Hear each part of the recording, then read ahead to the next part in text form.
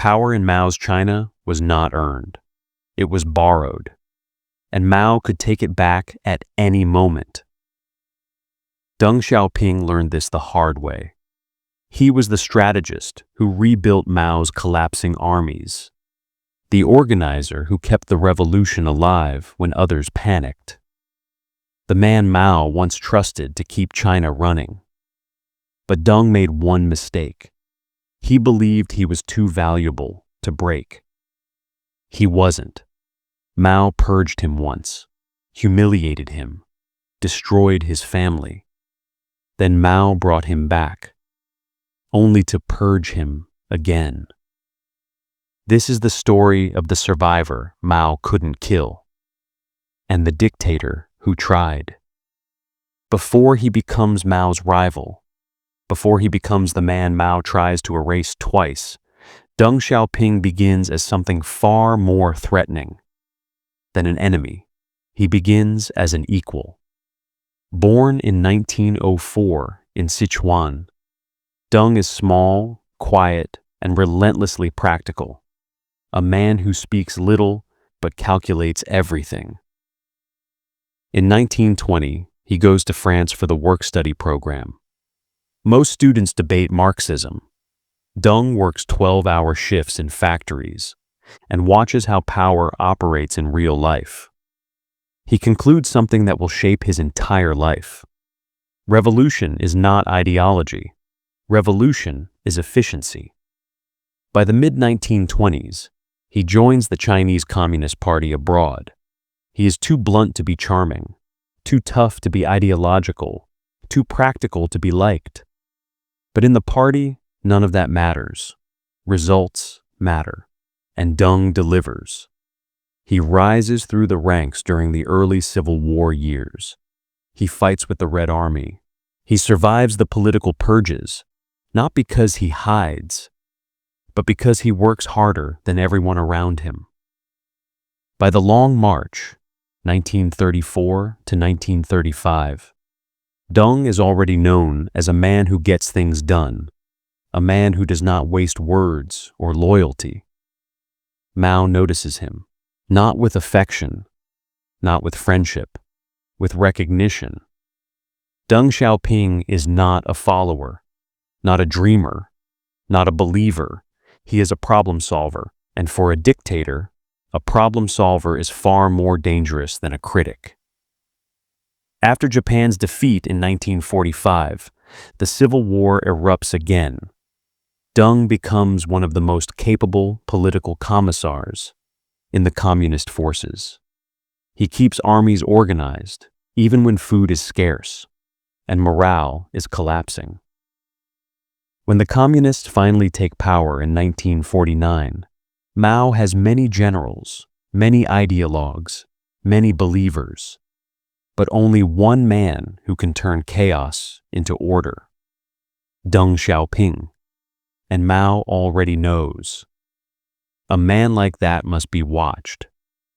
By the early 1950s, Deng Xiaoping is not yet China's reformer. He is Mao's enforcer, a rising star, a man Mao trusts, but never fully understands.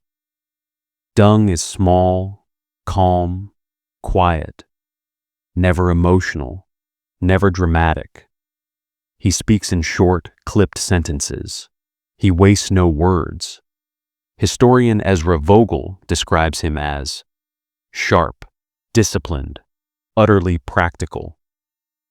That practicality is what draws Mao to him, and what will later make Mao fear him. In 1952, Deng becomes General Secretary of the party. This gives him control over the machinery that moves China: appointments, promotions, investigations, ideology. He becomes the man who can raise careers or bury them. During the Anti-Rightist Campaign of 1957, Deng helps Mao crush intellectuals who criticize the regime. He is not hesitant. He is not conflicted. At this point in history, Deng is a loyal executor of Mao's will. But behind that loyalty, Mao senses something dangerous, Deng thinks for himself. He makes decisions based on results, not ideology. He cares about competence, not slogans. He does not worship Mao, and Mao notices. By 1959, when Peng Dehuai is destroyed at Lushan, Deng watches the purge closely. He does not speak. He does not challenge. He does not question the chairman's fury. He learns a lesson instead. Telling Mao the truth is suicide.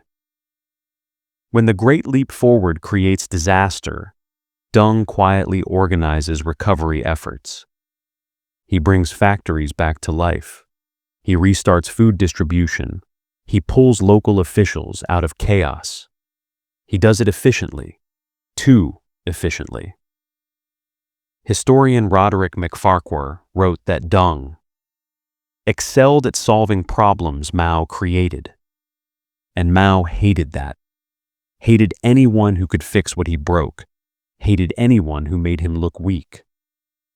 By 1965, Mao begins to draw lines.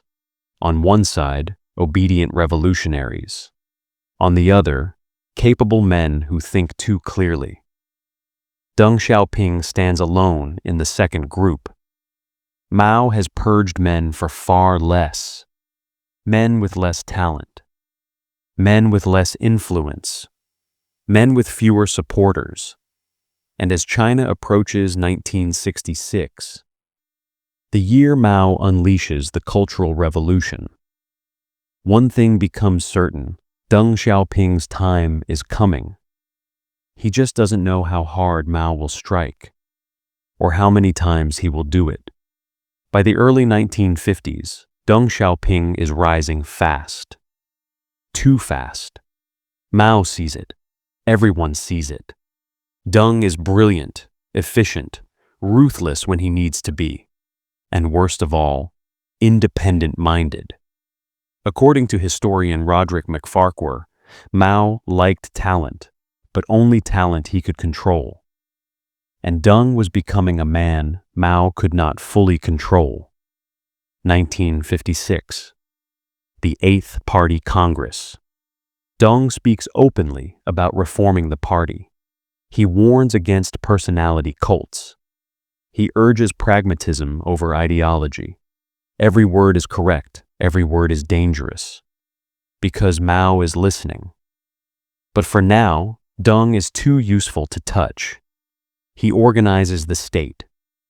He keeps the economy alive. He cleans the mess others create.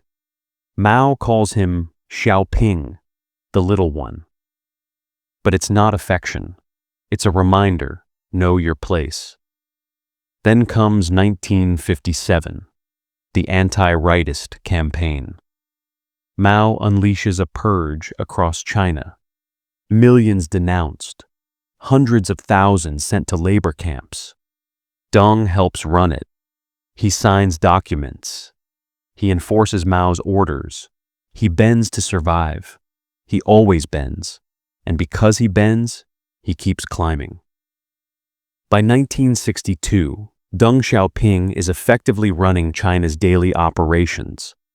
Factories, supplies, planning, finance, all flow through his hands. Even Zhou Enlai relies on him. But Mao is watching. And he remembers what happened to Peng Dehuai. When a subordinate grows competent, when the crowds praise them, when the system leans on them, Mao turns cold. Historian Andrew Walder writes, Mao tolerated Deng, but he never trusted him. By 1965, Mao is convinced the party is slipping away from him. Too practical, too bureaucratic, too dependent on men like Deng. The old fear returns. The old paranoia tightens. So Mao begins to prepare his next purge. He wants to break the party again, crush the moderates, destroy the bureaucrats, and Deng Xiaoping, the quiet organizer, the efficient manager, the man who thinks China needs more than ideology, is sliding straight into Mao's crosshairs. The ground is shifting beneath him. The storm that will consume him is already building. And this time, Mao will not forgive. This is the road to Deng Xiaoping's first political death. The Cultural Revolution enters its most violent years. Red Guards roam the cities. Loyalty is a weapon. Silence is survival. And Deng Xiaoping, once China's most powerful administrator, is now a prisoner inside his own home. He is kept under guard, interrogated for bourgeois thinking, forced to confess to crimes that don't exist. His son, Deng Pufang, is thrown from a window by Red Guards in 1968, leaving him permanently paralyzed. According to historian Ezra Vogel, Deng never forgave Mao for that moment. Yet he still doesn't challenge Mao. He knows the rule. Mao kills challengers. He spares tools. So Deng becomes a tool again, a quiet one, a patient one. By 1973, China is falling apart. Economy shattered, party fractured, ministries paralyzed. Premier Zhou Enlai knows only one man is capable of cleaning the mess. He goes to Mao in private. "Let Deng work," Zhou says. "Only Deng can make the machine run." Mao hesitates. The chairman fears him, but he fears chaos more. So he reaches out his hand, and Deng Xiaoping returns to power for the second time. He walks back into Beijing with no anger on his face, no revenge in his voice, only purpose. Because Deng understands something Mao never did. Power doesn't come from fear. It comes from competence. And competence is Deng's weapon. By early 1976, Deng Xiaoping has already survived more political death sentences than any man in Mao's China. But the system that hunts him isn't finished. Because Mao isn't finished. Deng is back in Beijing, working quietly, cautiously, carefully, never speaking too loudly, never appearing too confident, never giving Mao a reason to strike again. But Mao is watching, always watching. In January 1976, Zhou Enlai dies. The man who once shielded Deng, the last senior leader who could soften Mao's paranoia, is gone. And Mao sees Deng standing beside Zhou's coffin. Not broken, not humiliated, still respected, still supported by thousands. For Mao, that is unacceptable. Within weeks, the propaganda machine restarts. Posters go up. Newspaper editorials appear. The same slogans Deng has heard before. Deng Xiaoping is a capitalist roader. Deng wants to restore the old world. Deng cannot be trusted. But the real explosion comes in April 1976 at Tiananmen Square. When ordinary people flood the square to mourn Zhou Enlai, they come with poems, flowers, banners, and anger. Not at Zhou, at the people who attacked him, at the radicals controlling the country, at Mao. The crowds don't chant Deng's name. They don't need to. Everyone knows who they support. Mao sees a threat growing in plain sight. And when Mao sees a threat, he crushes it, even if the threat is only a shadow. On April 7th, 1976, Mao orders the Politburo to purge Deng again. No trial, no hearing, no vote that matters. Just a verdict handed down from the chairman: Deng Xiaoping must be removed from all positions. In a single announcement, Deng loses every title, every responsibility, every connection. He is erased for the second time. But Mao makes one mistake. He does not imprison him. He does not execute him. He simply sends him away, to wait, to disappear, to be forgotten. And while Deng sits in silence, Mao's own body begins to fail. His health collapses, his speech slurs, his authority wobbles. Deng Xiaoping is buried politically, but Mao is dying. The man purged twice is still alive, and the dictator who destroyed him won't be for much longer. By January 1976, Mao is a dying ruler surrounded by enemies, plots, and ghosts. He can barely speak. His handwriting is unreadable. His circle has shrunk to one group, the Gang of Four, led by Yang Jisheng. But one name keeps resurfacing. One name Mao fears even now: Deng Xiaoping, the man he purged in 1966, the man he purged again in 1975, the man who keeps surviving every time Mao tries to erase him. According to historian Roderick MacFarquhar, Mao admitted privately, "Deng is a needle I cannot remove." Deng has no office, no title. He is not allowed to appear in public. He is watched, monitored, isolated, and yet he is alive. For Mao, that is the problem. The Gang of Four demand Deng's execution. They want him gone before Mao dies. They know Deng is the only man capable of stopping them, but Mao hesitates, not out of mercy, out of fear. Deng has ties everywhere: veteran generals, party elders, provincial leaders. Killing him might ignite a civil war inside the party. So Mao chooses something worse than death: absolute limbo. He leaves Deng suspended between life and destruction, with no allies allowed to speak for him, no enemies allowed to attack him, no sentence, no trial, no future. Historian Ezra Vogel writes, Deng Xiaoping existed in a political vacuum, but it was a vacuum the party could not seal.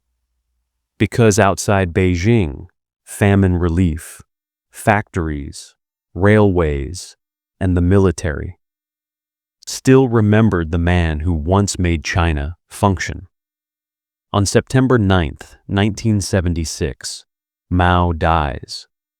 The dictatorship loses its sun, its gravity, its terror, and in the silence that follows, in the power struggle that explodes instantly inside Zhongnanhai, Deng Xiaoping begins to rise again, not by force, not by speech, but by something Mao never understood: competence.